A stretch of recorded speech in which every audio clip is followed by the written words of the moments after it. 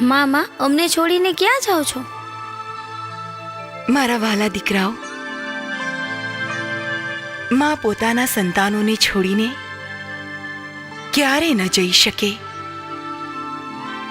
દીકરાઓ, ફક્ત મારું શરીર જાય છે, મારા આશીર્વાદ, મારી લાગણી સદાય તમારી સાથે જ છે.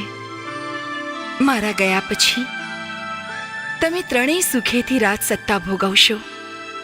તમારી કીર્તિ, તમારું માન, પ્રતિષ્ઠા જગતમાં ચારે તરફ ફેલાય એવા મારા આશીર્વાદ છે. હું સદાય તમારી સાથે જ છું. મારા દીકરાઓ, મેં તમને ઝાલીને બચાવ્યા છે, એટલે આજથી તમે આ જગતમાં ઝાલા તરીકે ઓળખાશો અને નામના મેળવશો.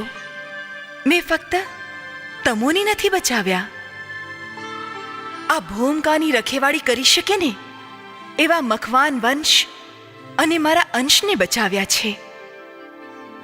એટલું સાંભળી લો કે સિંહણ જેવી નારીના પેટે જન્મ લેનાર દીકરો પણ ભાગ્યશાળી કહેવાય, જ્યારે તમો તો સિંહ ઉપર અસવાર કરનારી દેવી શક્તિના ખોળે જન્મ લીધો છે.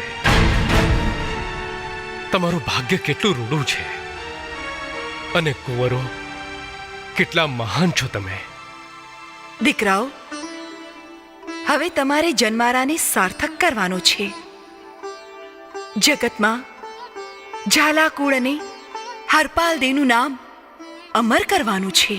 હું શક્તિ બનીને સદાય તમારી સાથે રહીશ. ના જાઓ